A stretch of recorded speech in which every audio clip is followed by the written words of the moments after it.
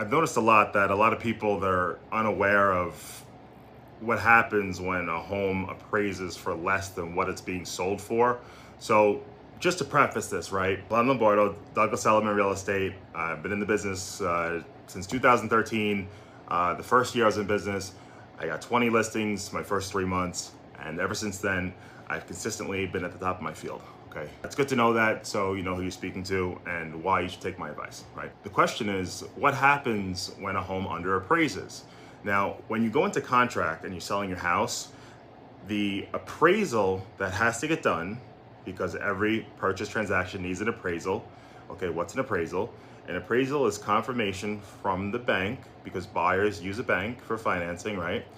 That the collateral, the house is the collateral, okay, that the buyer is purchasing through the bank is worth enough for the bank to lend the money to the buyer, right? So an appraisal has to get done, and the value for the appraisal has to match the price that the buyer is purchasing the house for from the seller. Those prices need to coincide, right? The price and the value.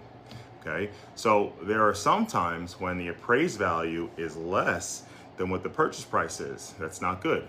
The appraised value can be more than what the purchase price is because the collateral is sufficient, right? But if it's less, it's insufficient, right?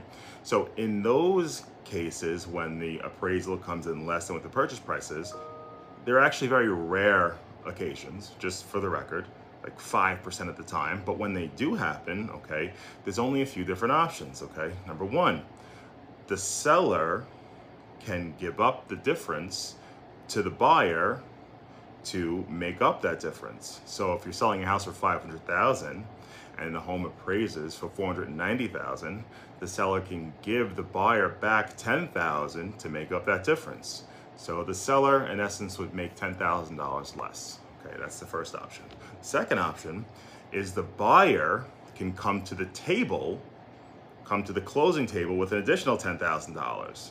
Okay, same financials, $500,000 purchase price, $490,000 short appraisal. So instead of the seller doing anything, the buyer now takes more money out of their pocket and gives an additional $10,000 to the seller to make up the difference. Okay, that's a second option. Okay, and the third option is what you can probably guess, is that the buyer contributes $5,000 and the seller contributes $5,000, and they meet in the middle. So the seller would get $495 essentially, and the buyer would come out of pocket an extra $5,000, technically, right? So they would make up that $10,000 difference. And that way, you fix the situation with the appraisal being less than the contract price. Everybody's happy, the buyer's happy, the bank's happy, the seller's happy, and this way you can continue in closing your transaction. But no deals are getting closed if the appraisal price remains lower than the purchase price. So something's gotta give, okay? And a lot of times, from my experience, the seller gives more than the buyer. You might ask yourself why, but logically, right, the appraisal is advising from an independent third party what the house is worth, right? So if the independent third party says the house is worth X, but the buyer is buying it for Y, the buyer isn't really incentivized too much to spend more money to pay for a house that's worth less money than what they thought, right? They do, but the incentive really isn't there. It makes more sense for the seller to acquiesce and give up some money to the buyer and be like, oops, all right, I guess it's not worth as much as we thought, right? Maybe the buyers got into contract because there was pressure during the transaction in the offering process with other buyers, and it drove the price up, right? Artificially, it could have driven the price up. Who knows? But at the end of the day, whatever a house sells for, that's what the house is worth, okay? Ultimately, once it closes. So I don't want to say artificial, because once it closes, ultimately, that's what it's worth. And if the buyer and the seller come to an agreement, and it is that same amount that was driven up due to the competition initially, from the competition amongst the other buyers, then cool, that's what it's worth, and it's all good.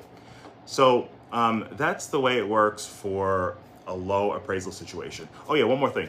The buyer doesn't always have to come out of their bank account, like out of their literal liquid cash, to satisfy the difference, they can actually, in some cases, if they have like good credit and they have a sizable down payment, they can finance that difference, okay? But that's more of like a loan officer question. But in some cases, you can finance that difference to save the day. This was a brief explanation on what it means to have a low appraisal when you're selling your house in Long Island. Okay, all the best.